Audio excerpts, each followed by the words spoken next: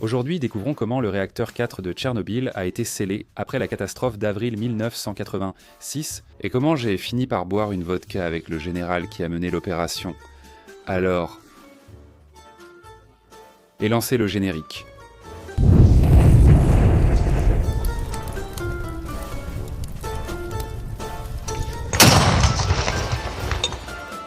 Abonne-toi à la chaîne et active la cloche. C'est crucial car cela permet à YouTube de recommander notre vidéo à plus de gens et de faire grandir la chaîne.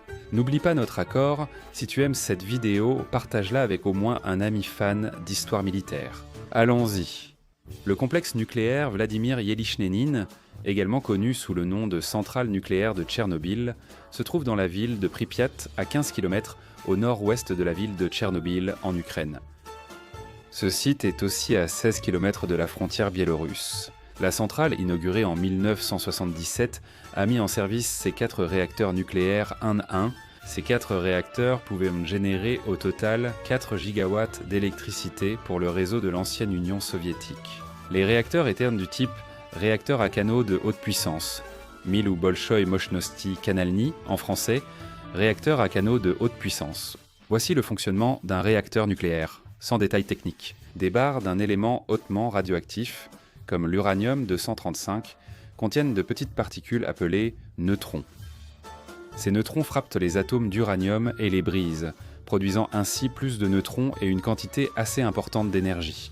Ces nouveaux neutrons frappent d'autres atomes d'uranium, les brisant et générant d'autres neutrons qui brisent d'autres atomes, et ainsi de suite. On appelle ce phénomène une réaction en chaîne. Et nous savons que tout matériau hautement énergisé émet beaucoup de chaleur. Quelqu'un a alors eu une idée brillante. Pourquoi ne pas utiliser cette chaleur pour chauffer l'eau, la transformer en vapeur et utiliser cette vapeur pour faire tourner des turbines électriques? Pour cela, il faut créer un système qui stabilise cette réaction en chaîne, générant ainsi une réaction en chaîne contrôlée. En d'autres termes, un réacteur nucléaire. Pour stabiliser la réaction, il faut utiliser des matériaux connus sous le nom de modérateurs de neutrons. Ces matériaux ralentissent naturellement la vitesse des neutrons libres qui circulent à l'intérieur du matériau, ce qui fait que ces neutrons atteignent les atomes à une vitesse plus faible et en plus petite quantité. Dans le cas des réacteurs à canaux de haute puissance 1000, ces modérateurs étaient des barres de graphite, qui étaient insérées entre les barres radioactives. Lorsque vous voulez augmenter la puissance de la centrale, vous retirez les barres modératrices. Lorsque vous voulez diminuer la puissance de la centrale, vous insérez les barres modératrices. Facile, non? Ensuite, il suffit de faire passer de l'eau dans le système qui est alors chauffé et transformé en vapeur. Cette vapeur est conduite à haute pression jusqu'aux turbines électriques, les faisant tourner. Le résultat, c'est de l'énergie pour ta petite maison. Mais c'est là que réside le danger, parce que ce matériau radioactif doit toujours être refroidi, toujours avec un grand T, même en utilisant de l'eau et les modérateurs. Si ce n'est pas le cas, mon fils, la chaleur générée est tellement intense qu'elle va tout faire fondre autour. C'est ce qu'on appelle le fameux meltdown, ou la fusion du réacteur. C'est exactement ce qui s'est passé avec le réacteur numéro 4 de Tchernobyl dans la nuit du 26 avril 1986. C'est ce qui s'est produit lors d'un test mal exécuté des systèmes de sécurité du réacteur. Cela a rendu la réaction incontrôlable et provoqué une explosion à 1h23 du matin. L'explosion a tué 2 personnes sur le coup et dispersé des résidus radioactifs dans la région. Je ne vais pas entrer dans les détails techniques de ce désastre. Si vous voulez que je raconte, dites-le en commentaire. S'il y a assez de demandes, je ferai une vidéo. Aujourd'hui, nous aborderons les efforts héroïques de l'armée de l'air soviétique pour éteindre et sceller le réacteur numéro 4, empêchant la propagation mondiale du matériau radioactif. Divers hélicoptères ont dû survoler le réacteur endommagé, y déversant des tonnes de sable, de plomb, d'argile et de bore, des éléments qui allaient absorber ces particules toxiques tant qui étaient expulsées. Et cette grande opération a été coordonnée par le chef d'état-major de l'armée de l'air soviétique dans le district militaire de Kiev, le général Nikolai Timofeyevitch Antochkin. Antochkin est né le 19 décembre 1942 dans le village de Kuzminovka, dans la région autonome russe du Bakhkortostan, à majorité musulmane. Recruté par l'armée rouge en 1961 à 19 ans, il a vite été transféré dans l'armée de l'air. Après l'Académie d'aviation militaire d'Orenbourg, il est promu lieutenant en 1965, puis devient pilote et commandant d'une escadrille de reconnaissance en Biélorussie. Antochkine est devenu capitaine en 1969, puis major en 1973. En 1975, il a pris le commandement du 87e régiment d'aviation de reconnaissance. En mars 1979, Antochkine a mené plusieurs vols de reconnaissance au-dessus du territoire afghan avec cette unité. Ce contexte mènerait à la guerre soviéto-afghane, débutant en décembre de la même année. Déjà colonel, il a été diplômé de l'Académie de l'état-major de l'armée de l'air en 1983.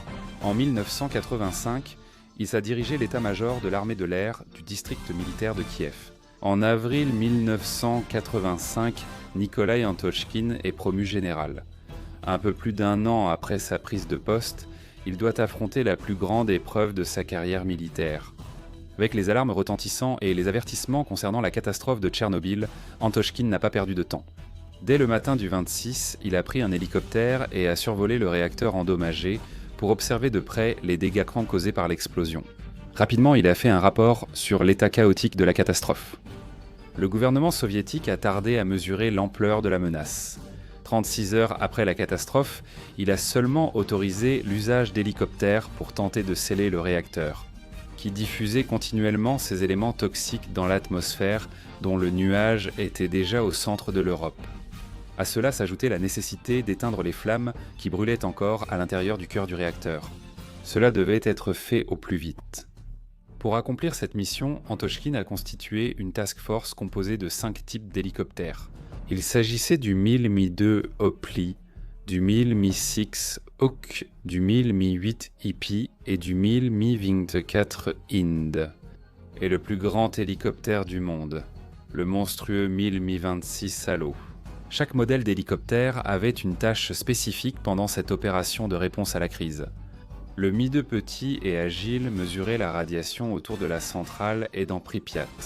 Le Mi-6, qui était un transporteur lourd capable de soulever jusqu'à 12 tonnes, était chargé de larguer les éléments extincteurs sur le cœur du réacteur en feu.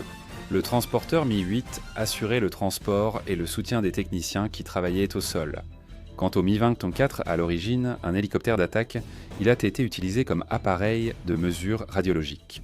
Sa mitrailleuse de nez a été remplacée par un dosimètre de radiation. Et l'appareil effectuait la surveillance et désignait des itinéraires sûrs pour les travailleurs opérant au sol. Le premier jour des opérations au-dessus de Tchernobyl, les pilotes ont effectué 96 missions. Ce nombre a doublé à partir du lendemain. Pour se protéger des radiations, les équipages ont utilisé une partie du plomb destiné aux réacteurs pour protéger leurs appareils, diminuant la létalité et l'exposition aux radiations d'environ 250%. Dis-moi, tu aimes cette discussion sur la guerre froide ? Tu veux plus d'épisodes à ce sujet ? Dis-moi dans les commentaires ce que tu aimerais savoir. Cependant, le travail le plus difficile à Tchernobyl a été effectué par 30 000 Mi-26, les plus grands hélicoptères du monde. En plus d'être le plus grand hélicoptère et d'avoir la plus grande capacité de charge, le Mi-26 a été choisi pour ces tâches parce qu'il était le seul modèle capable de supporter la chaleur dégagée par le cœur du réacteur endommagé. C'était aussi le seul modèle équipé d'un système de caméra capable d'assurer la précision du largage des matériaux extincteurs à l'intérieur du réacteur.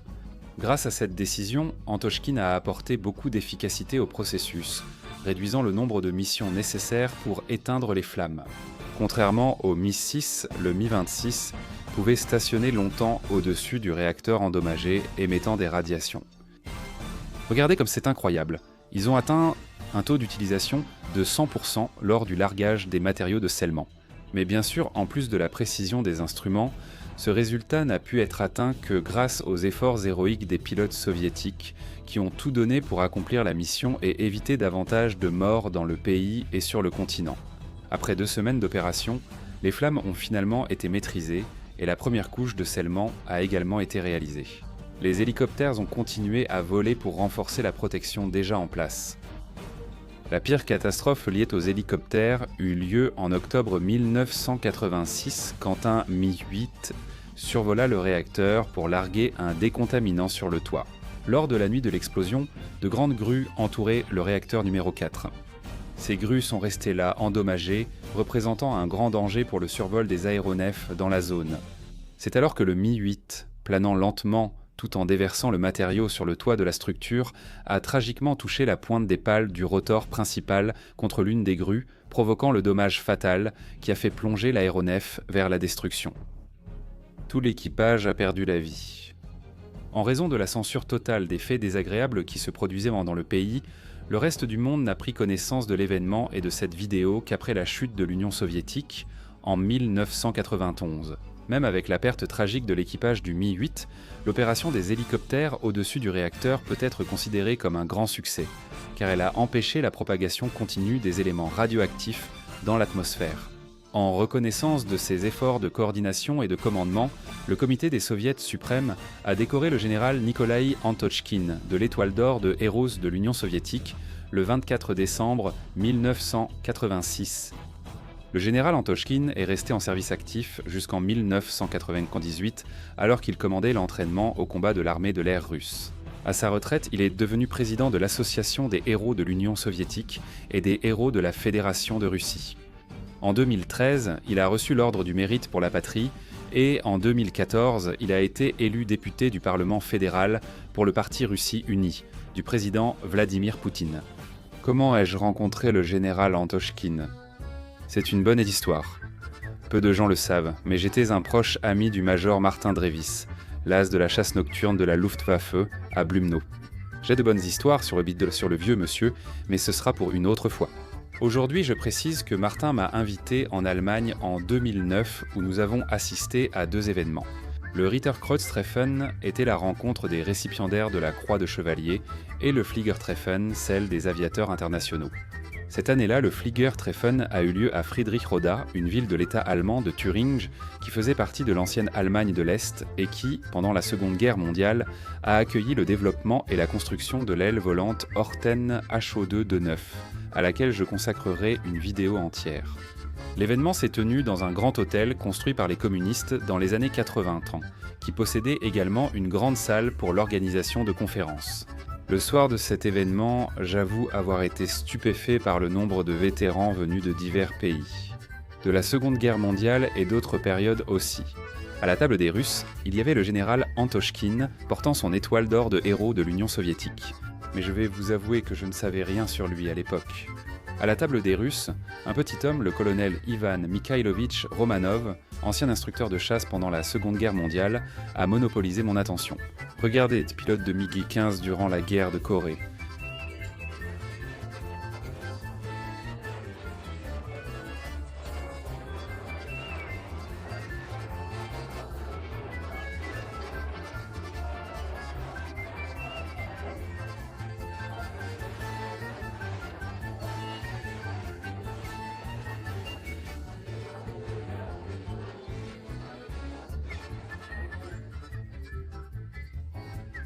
Je me suis dit, mec, il a piloté un MiG-15, je n'ai plus vu personne, je suis resté à discuter avec lui tout le temps.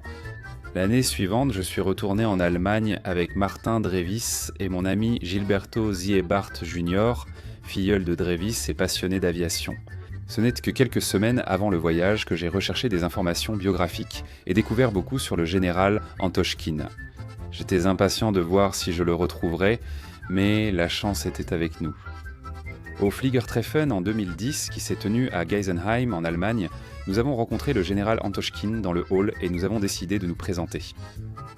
Après cela, nous avons longuement discuté avec lui avec l'aide d'un traducteur de la Luftwaffe qui faisait le lien entre le russe et l'anglais.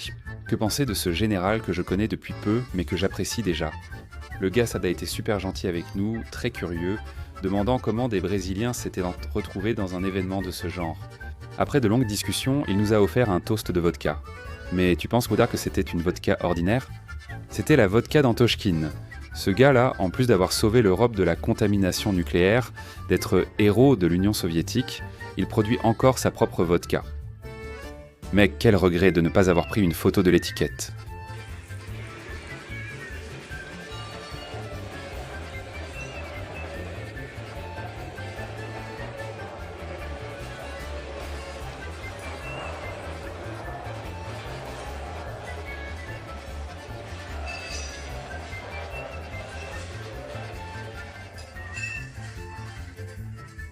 Bref, c'était un toast avec le gars qui a scellé le réacteur de Tchernobyl.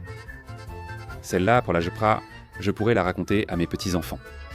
Alors, tu as aimé la vidéo? Suis-nous sur Instagram et abonne-toi à la chaîne. Et n'oublie pas d'activer la cloche pour recevoir les notifications dès que je poste de nouvelles vidéos. Je vais m'arrêter là. Je te remercie encore pour ton audience et je t'envoie une grosse accolade.